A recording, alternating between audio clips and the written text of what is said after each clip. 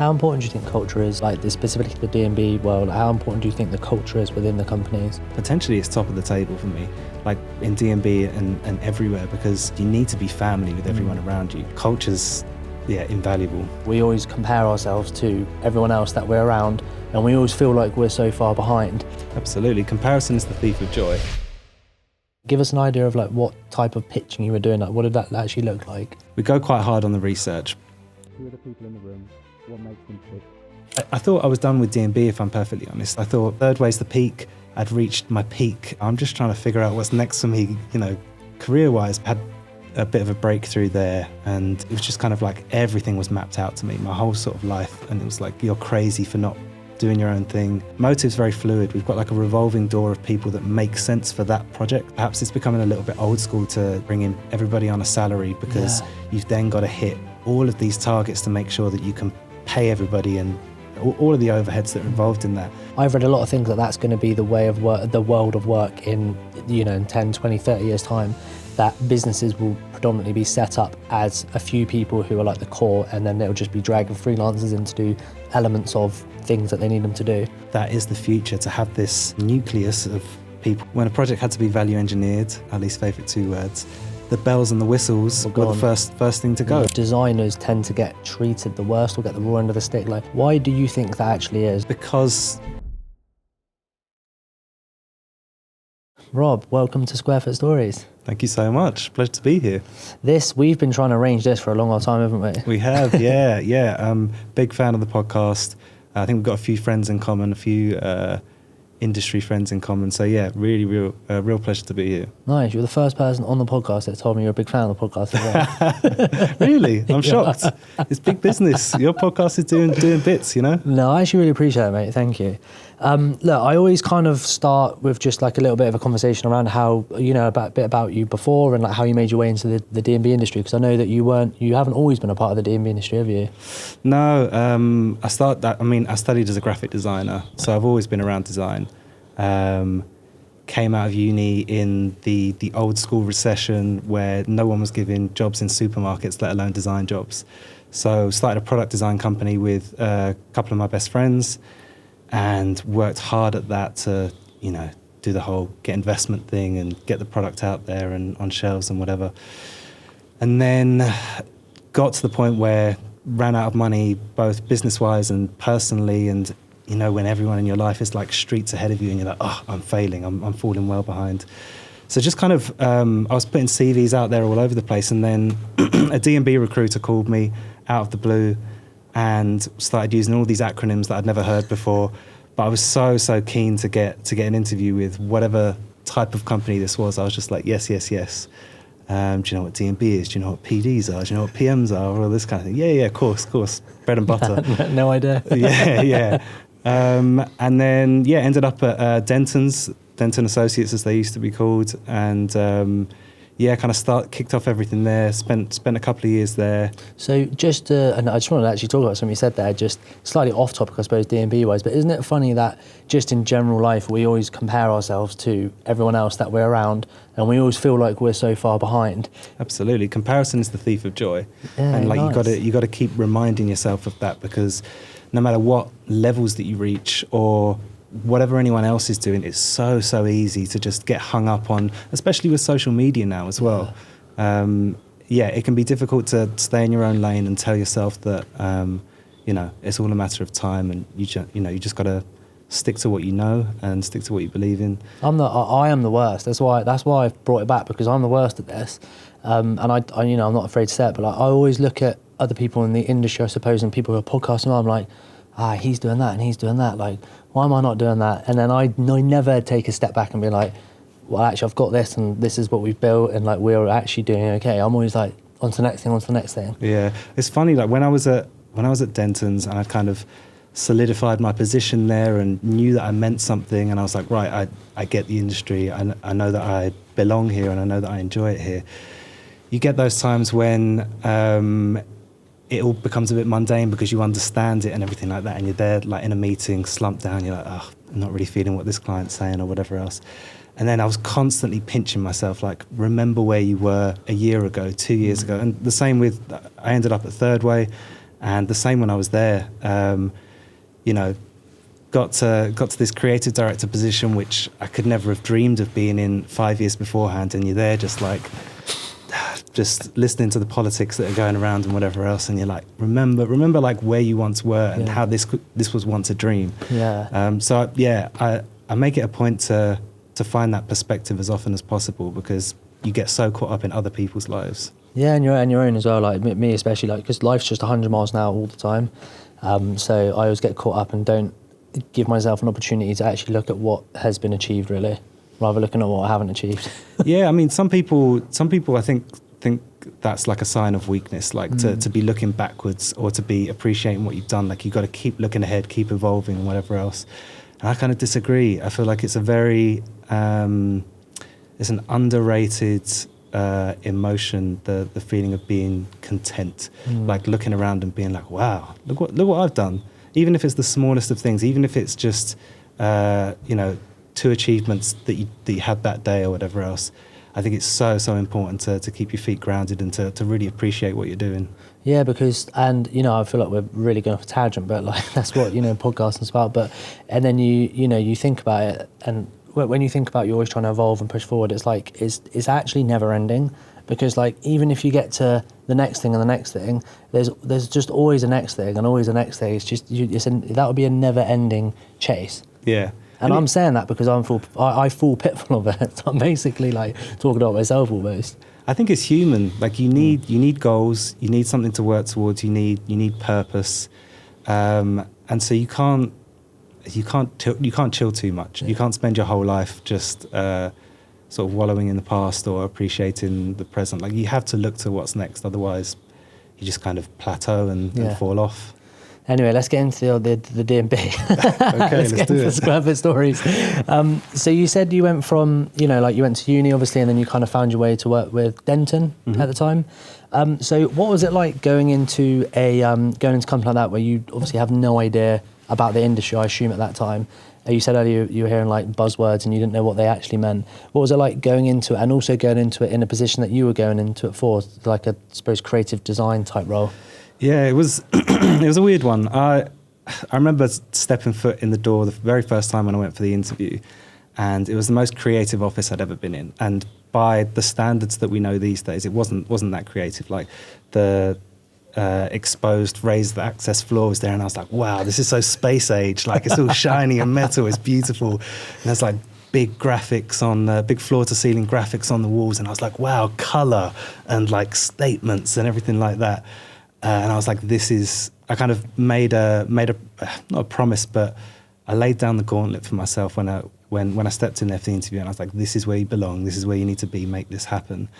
And then the role was a weird one, because they were just looking for, I guess, a sort of document controller, a graphic designer, someone that can push out the pitch documents and whatever else. But because of my skill set in understanding brand and understanding a little bit of marketing, and I had so many things that I could pull upon, it enabled Denton to use me in a way that I don't think graphic designers or designers on a whole have been used in D&B to that point.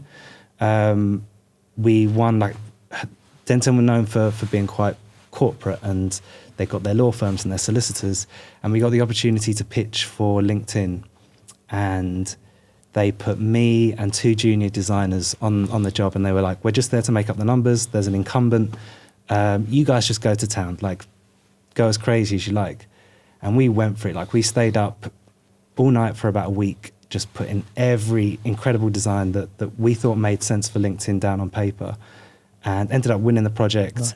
And I think that changed a lot of what Denton could pitch for in the future, and obviously such a huge client. And then I think it changed the way that they saw me, and how they could use me. And then Thirdway came calling. I'd always kind of seen them as the pinnacle of creativity and invention and fun. That's what I see. Sorry to interrupt, but from the outs, obviously we're down south, so from the outskirts, I look at the central London companies and the tier ones, I suppose you could call them. I look at them as like the pinnacle as well. Yeah, I was super happy at Denton and very, very appreciative of the opportunity that I've been given and the freedom that I was given by the end of it, creative freedom. That must be a big thing in your role, I suppose, the freedom of it. Huge. And I spoke to Ben from Thirdway, and we sat down a number of times, and he was like, "What do you want from this role?"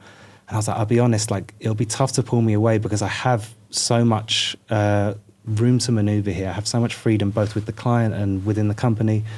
And he was like, we got to a point where he was like, "Just write down on a piece of paper what you'd like your job role to be, and we'll figure it out." And then off the back of that, I was able to, exactly as you say, like creative freedom is such a valuable commodity, especially for a creative. And I was able to build a team off the back of what I thought we should be doing. Well, at Thirdway or at Thirdway, nice. Yeah. So we were doing pitches in a way that we thought had never been done before, and we were,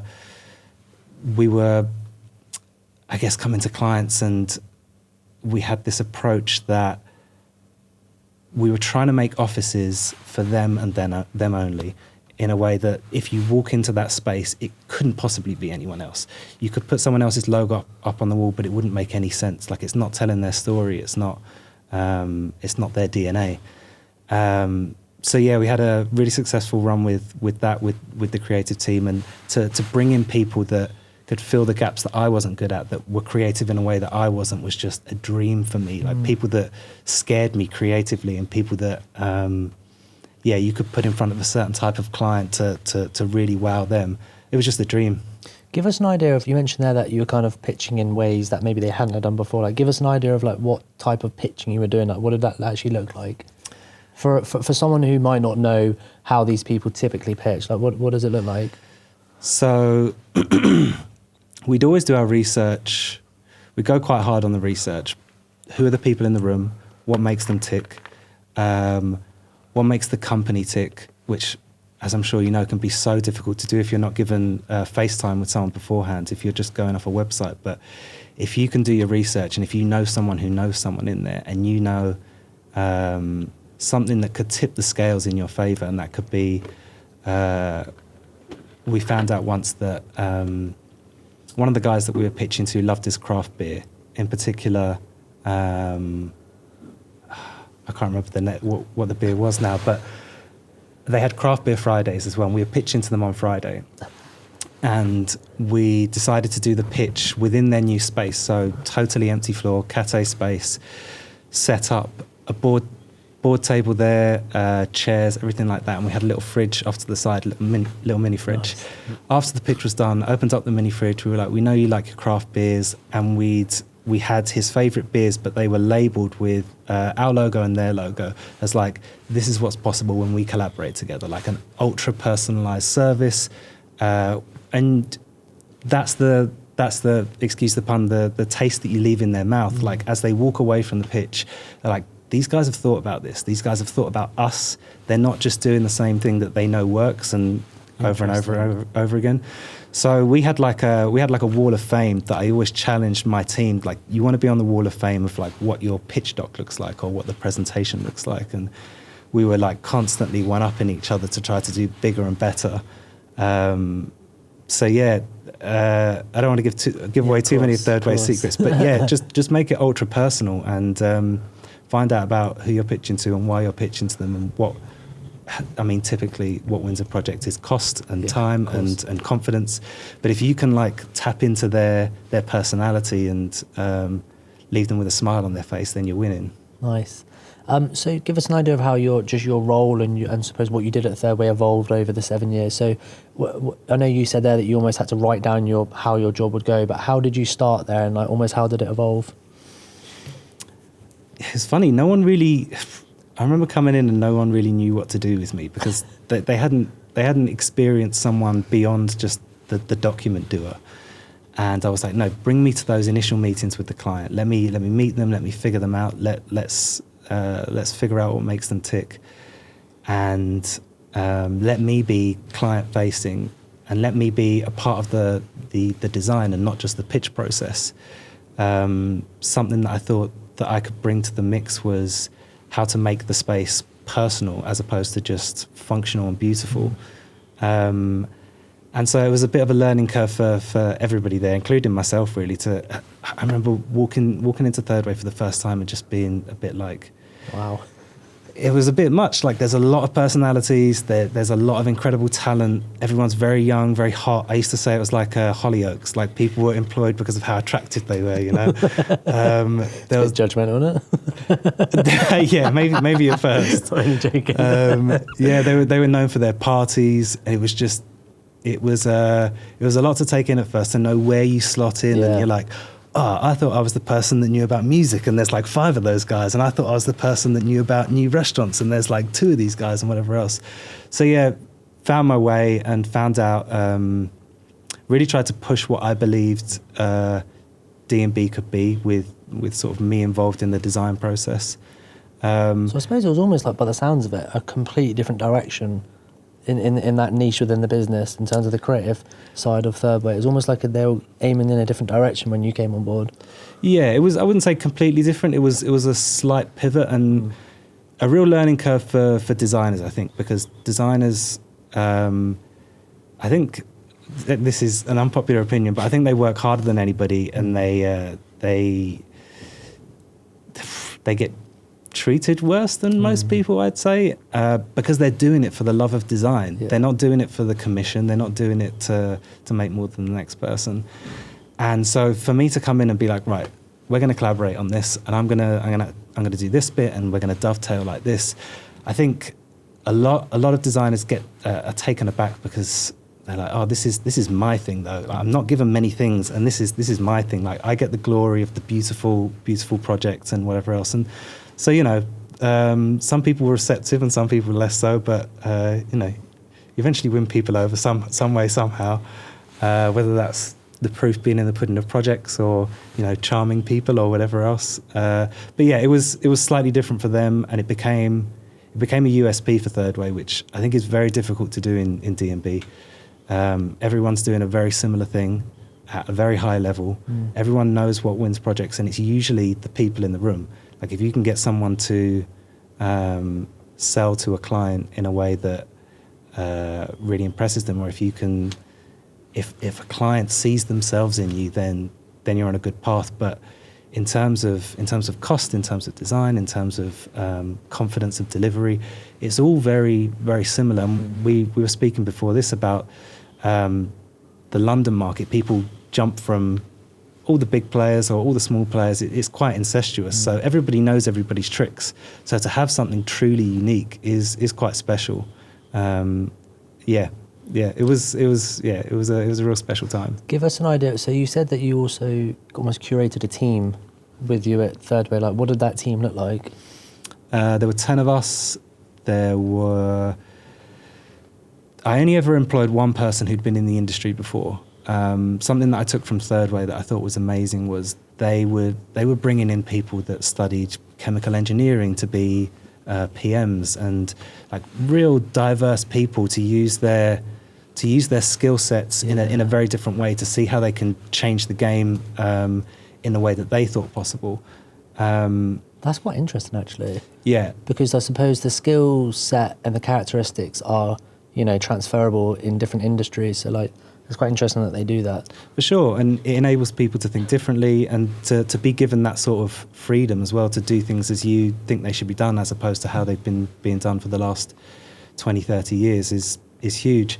And they employ very young as well. Like I joined at 29, and I'd say most of management were late 20s, early 30s. That enabled the culture to be something really special, but it also, that, as we said earlier, that sense of freedom to, at that point in your career, to be driving your team or driving what you think should be being done in your own way, in your style, I guess, was huge. And you give respect and you get respect, and I think Thirdway really bore the fruit of that. Employment tactic, or employing people for the people that they were, as opposed to what their CVs were. How important do you think culture is in not just generally like businesses, but like specifically the D&B world, how important do you think the culture is within the companies? Within D&B companies? Yeah, it sounds like the only reason I say that is because, I've only got experience, in the fit out and in the D&B world, and the construction industry, I suppose, but it's so fast paced all the time. And I don't know whether it's the same in other businesses, but I feel like it's just non-stop all the time. So I feel like can be difficult to like culturally mold a business, I suppose, because everyone's just 100 miles an hour in their own little niches within the business. Yeah, for sure. I think culture, I rank it higher than, potentially it's top of the table for me, like in D&B and everywhere, because like you say, if you're doing crazy hours and if it's just non-stop, you need to be, as cheesy as it sounds, you need to be family with everyone around you. Like, you're spending so much time with them, and you want to get to the point where you want to spill out and go for drinks with them, and you end up living with those people and going on holidays with those people. And we had a term at Thirdway that was like the Thirdway effect. Like, a lot of people that would come that were in relationships would quite quickly find other relationships within Thirdway. Yeah, because you're spending so much time there, and the demographic was all very similar, as I said, like Hollyoaks, and you're just there so much of the day, and you're there for each other. You're working for each other, and no one's trying to throw anyone under the bus. That's nice, because that is the worst thing in, again, speaking from an industry perspective, like that's rife in the industry, they're thrown under a bus. Yeah, everyone, you end up getting a bit of tunnel vision to what's important to you and what's important to your team. But if you can get to, this is why I think culture is so important, if you can get to a place where everyone's rowing in the same direction, everyone's fighting for each other, and if someone fucks you over, it's a blip, and you're going to be hugging and kissing later that night. Culture's invaluable. Yeah, I mean, I've got a couple of examples in mind. I'm thinking of just like sporting teams that have achieved like incredible things, and it's like they're just so far from being the most talented, but because the environment that they're in is just so culturally sound, they've all worked together as a team of 11. I'm speaking from a football perspective, but from a team of 11. And I look at like when off topic, when like Leicester won the Premier League, for instance, like that's probably never going to happen again. But they had 11 people in like an amazing culture who are all kind of like channeling down the same path. Yeah, I mean, look at the England team now. Not to alienate too much of your audience and go too much down the football path, but I think it's the first. Maybe I'm wrong, but the first manager in my memory that's built a squad around cohesiveness, as opposed to we need all the stars, we need all the people that the public and the papers are going to hunt us for.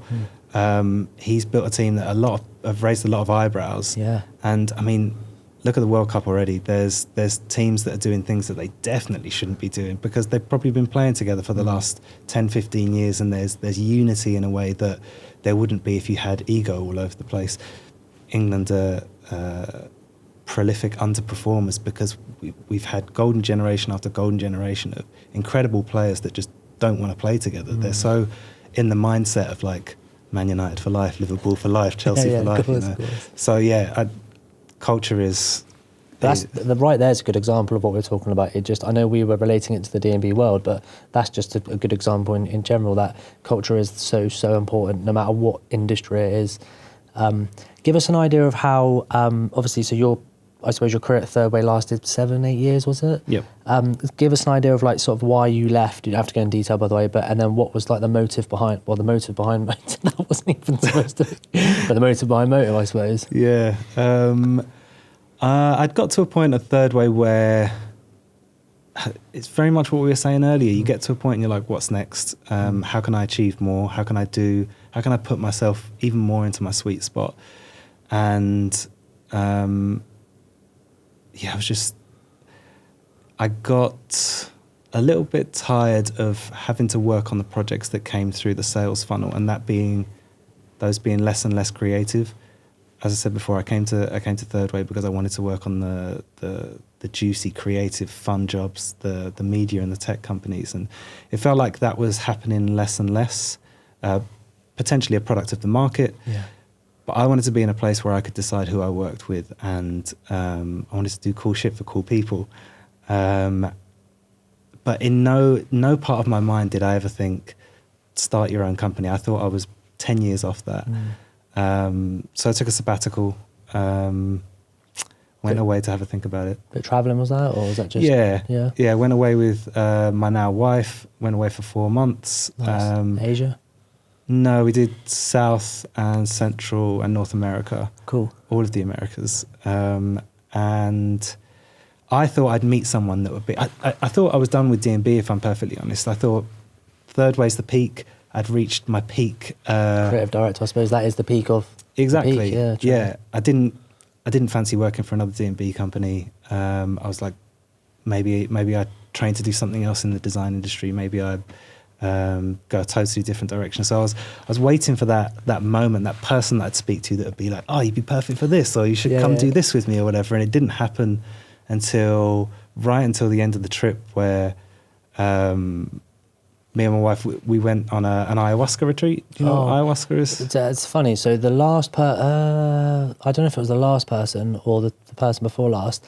He went on for other reasons. He had a bit of a drug addiction, but he went on. I think he went on like 3 or 4 ayahuasca retreats. So yeah, I know what they are now. He told me for about an hour what they are. It's typically for healing. Like a lot of people do it to get over bad habits, bad traits, or trauma of some sort. So I felt super guilty when you're there and people are telling you their stories, and you're like, wow, I'm just trying to figure out what's next for me, career-wise. But to be fair, the shaman there were like, everyone's here because they have a block in life. Everyone's here because they're not satisfied, because they're not content. They feel like their potential's not been realised, and you're exactly the same, which made me feel a little bit better. And yeah, I had a bit of a breakthrough there, and it was just kind of like everything was mapped out to me, my whole sort of life, and it was like, you're crazy for not doing your own thing. The type of design companies, not D&B, but outside of the industry that I'd idolized, it was just like, you can do this yourself. And every doubt I had, every question I had, like, not great with numbers, don't like sales, like all of these things that are key to business. It was like, yeah, but all of the, this CEO, this COO, this CFO is your friend. Like all of these people are there to help you. Like you don't have to be the hero. You don't have to be a one-man army. You need to reach out. That's how businesses are born and thrive, and that's how it's going to work for you. And then I just floated out of there, and first day back, handed in my notice very apologetically, and just kicked it all off from there. I'd spent all of my money on the sabbatical, so it was really starting from scratch, starting with nothing, and figuring it out from there. It's funny, isn't it? So you talk there about how it is really like business in general is such a huge portion of it is like who you know and the relationships you developed, and how you can lean on people who have to help you, or help them, I suppose, as well. You don't, until you actually go down the path of in the business world, do you realise that how much you rely on other people and your network. That's one of the reasons, to be fair, why I've continued to do this, because of the network that it does build. And, you just never know what opportunities or doors could be open in the future. Absolutely. And I don't know if you found this with either the podcast or with business, but I wrote down a long list of everyone that I thought I could rely on to kind of tap into for work or whatever else. And it kind of worked out in a way that the people that were my closest friends, maybe not closest friends, but the people that I thought I could really rely on, that knew me and got what I was trying to do, wouldn't come through. And the people that I thought didn't know about me, or the people that I thought potentially didn't like me or like my way of working or whatever else, they were the ones that were like, I heard you're doing your own thing now. Like, we need to get you on board. Always love what you're doing from a distance. And you probably noticed that in socials as well, on LinkedIn. Like, you see all the stats, but it's people that don't ever comment or like or whatever that come up to you and they're like, that reminds me, we got this project that we'd like to work. And you're like, wow, I didn't realise you were listening or watching or whatever else. You are bang on. And to be fair, I listened to, I went through a stage where I was listening to a lot of Alex Hormozy content, and he was saying on there something relatable to what you said there about how the people who you think you can rely on, I suppose, you can rely on them up to the point where they think that you're outgrowing them, and then you can't rely on them at all because they actually deep down want you to be below them. And as soon as you go past them, what are you doing up there? Funnily enough, I was I came off a site meeting yesterday, had my dog in hand, covered in dust, and bumped into a guy, owner of a business that I used to work very closely with, and usually like really enthusiastic and like love bumping into each other and whatever, and very straight-faced, and like, what are you up to? And I was like, oh, I've just come from a site visit. Which project? This project. Where are you off to now? Just off to the office. And you could tell that like he wasn't too happy that I was potentially above my station. Yeah. But you know, human psychology, I suppose. Sucks to be them. So give us a little brief description of the business now. So you've left Thirdway, then you've obviously been on your ayahuasca retreat. Things have kind of mapped themselves out for you. So what was the idea then? Kind of what did you want to do? It was essentially very similar to what I was doing at Thirdway, because like I say, I thought it was a very unique offering, and I guess Mother Ayahuasca was like, why are you not doing this for yourself? Why are you putting this into somebody else's business when it is such a special element to this, and different as well? And the formula was essentially every D&B company is giving you functional and occasionally beautiful, but are they making it yours? Is it undeniably yours in a way that as soon as people step foot into that space, they're like, all right, I get it. You're these people, or oh, I love it, or you're not for me because I now fully understand who you are and what you're up to.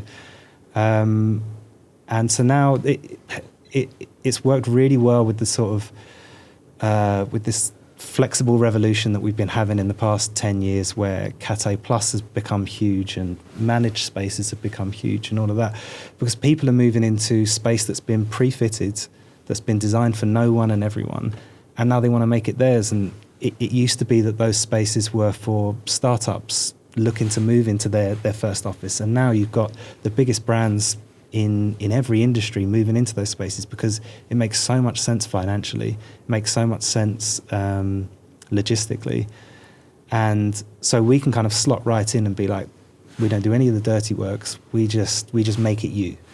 And it works really well with working with D&B companies as well, because when they have a brief like that they don't really know what to do with, that's very brand focused, or they're working with a media company that's very culture focused, and typically all they can offer them is a very good designer and costed very well, and the assurance that it's going to be delivered well.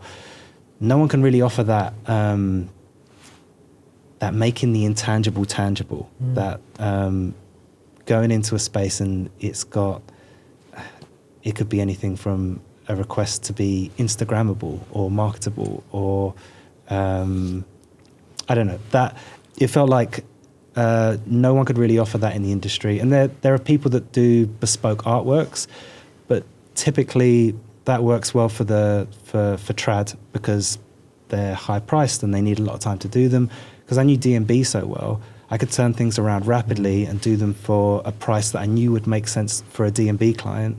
And so I kind of get parachuted in by a lot of D&B companies that are like, we need this guy on the pitch, or we've won this job, but we can't quite figure out them. We can't quite figure out how to make it them.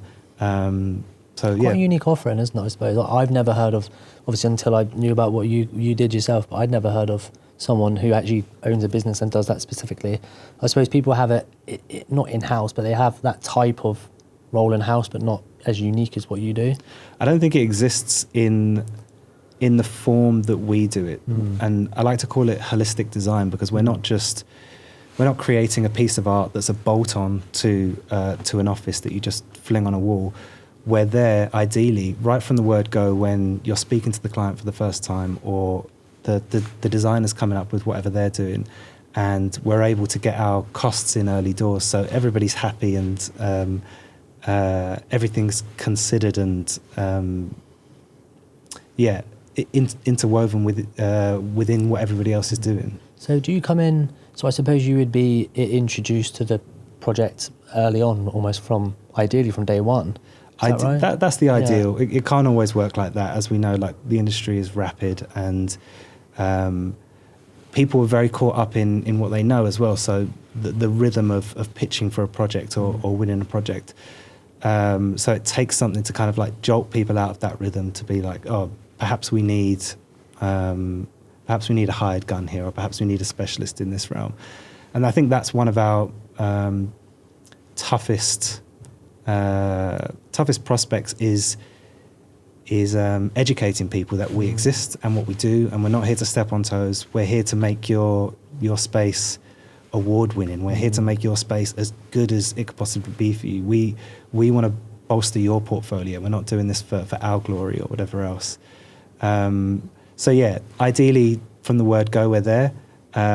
Sometimes it doesn't happen like that, so we can come in. We do a lot of day two works where a company's moved into a space, and on paper or through visuals or whatever, they've been like, this is brilliant. And then when they're in there, they feel like potentially culture is stifled, or not as many people are coming back into the office as they wanted, or potentially people are underwhelmed because it doesn't have the soul that the last office had.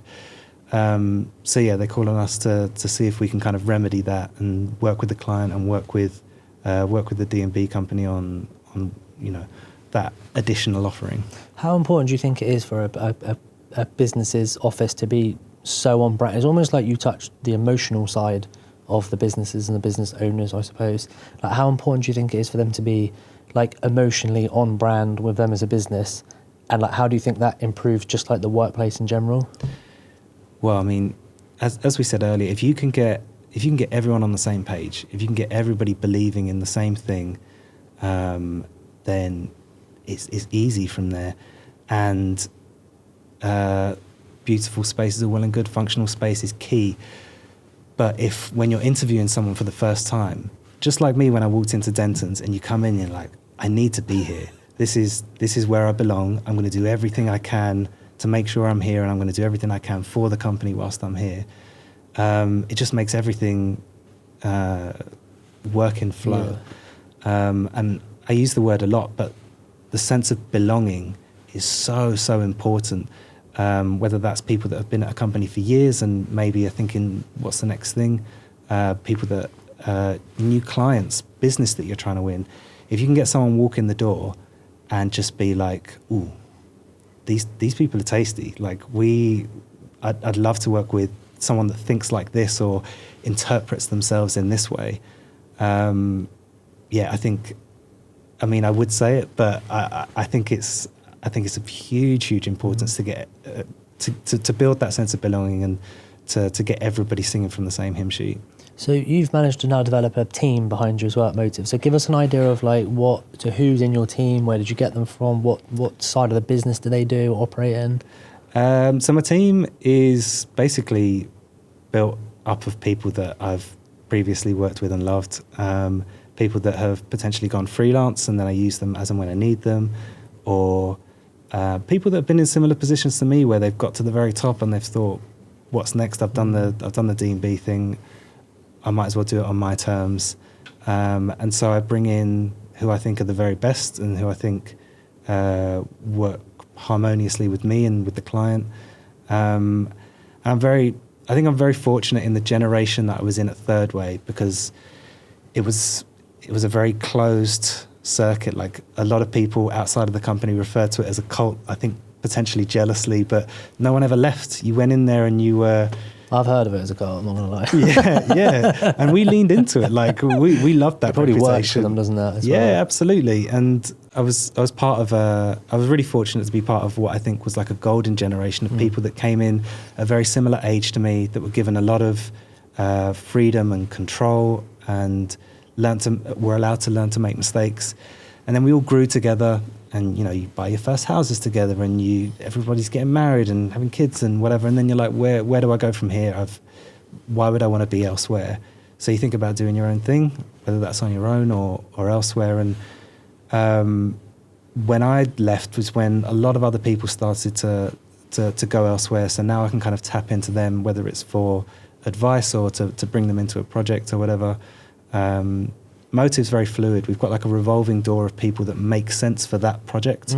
So rather than, I don't know, perhaps it's becoming a little bit old school to bring in everybody on a salary, because you've then got to hit all of these targets to make sure that you can pay everybody and all of the overheads that are involved in that. Whereas if it makes financial sense and if it makes sense culturally and in every other way, to be able to bring in the best people for that job or for that purple patch that you're going through where you've got so much work on, to be able to bring people in for that, and then if it falls away a little bit, you can flex in accordance. Yeah, of course. Yeah, it's a good idea. And that is, I've read a lot of things that's going to be the way of work, the world of work in 10, 20, 30 years time, that businesses will predominantly be set up as a few people who are like the core, and then they'll just be dragging freelancers in to do elements of things that they need them to do. Yeah, I mean, if you go to, obviously co-working spaces are a big business now, but if you go into incubators and everything like that, like the purpose of those is to not only be able to work on your own thing with your own few people, but to have access to all of these other people that could help you in a business sense or could help you in an inventive sense. And you're exactly right. I think that is the future, to have this nucleus of people that culture focused and they know the ins and outs of the business, but then you tap into all the specialists outside of that.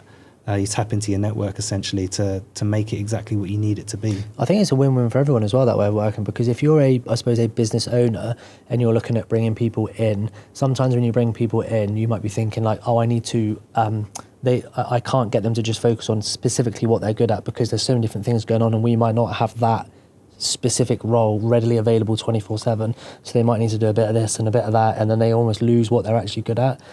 Yeah, for sure, absolutely. I think it's a double-edged sword, isn't it? Because if you bring people in only for what they're good at, then that's all they're ever going to do. And I've been in roles before where you're potentially forced into a space that you didn't really want to be in, and then something flourishes from there, or you get a new understanding of something you can impart to a different project or the way that you work. I've spoken to so many people about the post-pandemic workspace or even during the pandemic, when people were like, isn't this great that you only need to talk to people when you have a meeting and the rest of the day is your own? And I was like, it's awful. That's not for me, mate. Of course I'm not. Such a social creature. I couldn't survive on that. Well, even the people, this is what I was trying to tell, the sort of the more introverted people or the more senior people that only really want to talk to people when they need to be spoken to, like, you're doing a disservice to the younger crew who are there day in, day out, who need to learn from each other, who need to learn not only what you're working on and how to do that, but social skills and how to move up in the ladder of both social and the business world. Interesting. Give us an idea of some projects that you've worked on then, and sort of like give us some idea of some of the favourite projects you've worked on. We tend to work predominantly with like media and tech companies. They're the people that put Most a lot exciting, Yeah. but they put a lot of effort and care into culture and money. Most importantly. You are right though, because money, again, this is going to be a bit of a tangent, but money just seems to be a very adverse topic to talk about all the time. Like, people get afraid of it. But you are right, like I suppose for you and us and for everyone who's running a business and trying to operate at a level, like finances behind projects are the most important thing, because otherwise if someone comes in with a strict budget, it'd be difficult for you to flourish, I suppose, in your role.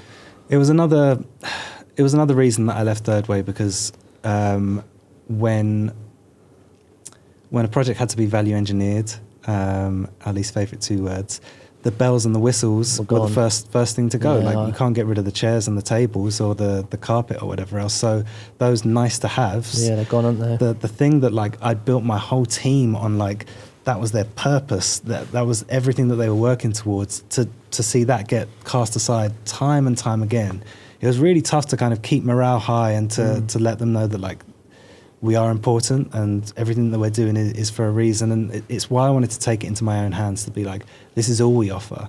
And if this isn't what you need or what you want, then cool, we'll go elsewhere. We'll put our efforts elsewhere. Actually, I don't think about that. I suppose that you are right there. That must have been difficult to trying to keep momentum with the role and with the team, because that is the first thing that goes. And if that's what your sole purpose or role is, to create the nice to haves, I know it's not niche to that, but that's part of it. It must have been difficult if that kept getting stripped back. You're like, all right, I get another one. I was trying to employ the best creatives I could find, and when time and time again they're not allowed to be creative, or let's say they go on a run of a couple of months of just putting out pitch doc after pitch doc, and that's not what they're there for. They're there for the moments of magic. It was really tough to keep heads high a lot of the time. Thankfully culture was a massive help. Like it was a big sell for Thirdway, and our unity within our team was huge, and everybody was able to kind of dip into other people's projects. So if you weren't getting fulfillment from what you were working on, you can, if we have a creative roundtable, you can then help someone else with an idea for what they're working on, and that sense of fulfillment was there as a team as opposed to an individual. A question for you before we jump into like what your plans are with the business going forward. But you mentioned earlier that designers tend to get treated the worst or get the raw end of the stick. Like, why do you think that actually is? Like, why do they get the raw end of the stick or treated badly? Because they're doing it for the love of it. They have to put. There's so much time that goes into it, and we're starved of time in D&B. And if you think about every element that a designer has to do, they have to ideate, which should be the longest time you spend on anything, but quite often isn't the case.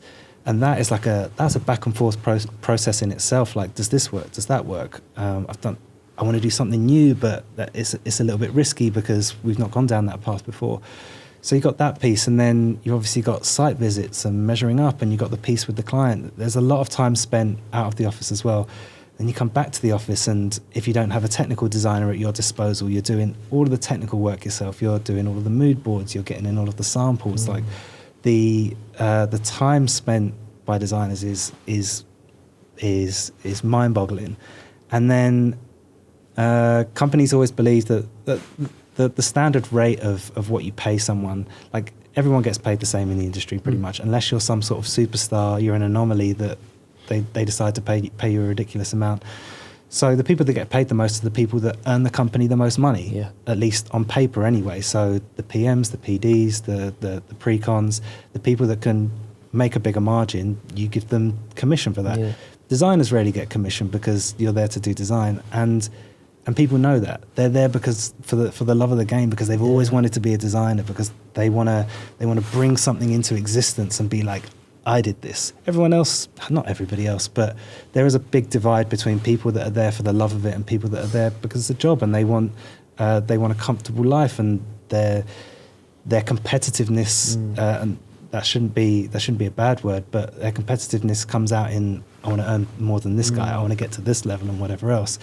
It's I don't think it's a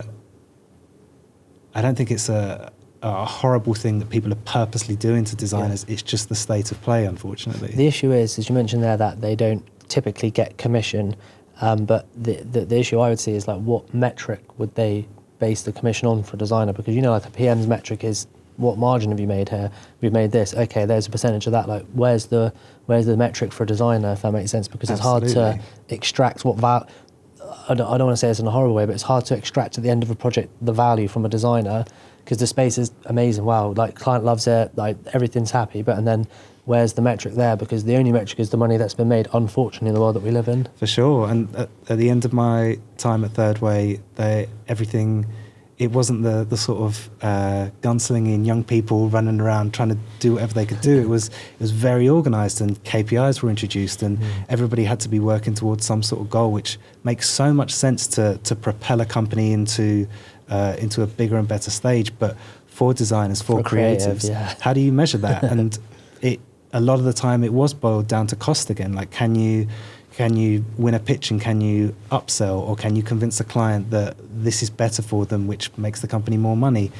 I constantly had that battle of, we need to be judged based on inventiveness, based on, I don't know, can you base that on awards? Can you base that on recurring business, like someone that comes back again because they have to work with you because of the experience that they have or whatever else? We looked into Glassdoor ratings, like can you make a measurable difference through culture, where the Glassdoor rating was 3.9 and it shot up to 4.4 or whatever. But there are so many variables. There are so many variables when you pitch work. There are so many variables when you win work. Like how how can you decide what's more creative than the next thing? It's difficult. The issue is like two things to say on that is like, as a business, to grow as a business, it does need to become at one point more regimented, where people are sticking. It doesn't have to, but like that's what traditional businesses do. They introduce your KPIs, and then everyone sticks to the goals, and then it's trackable and measurable. And then the other thing as well, as you said, the metrics that you could measure from a designer's perspective is like, unfortunately, in the world that we live in as well, is when big businesses are around, the owners just really care about the bottom line, what comes at the bottom line. They're not really interested in the global or the holistic, I suppose, as you said earlier, but they're interested on the bottom line and who's actually delivered that bottom line for us, which is the PMs, the BDs, pre-cons, I suppose. For sure. It's a shame. I'm not saying it's right or wrong. I'm just saying that is how it is, isn't it?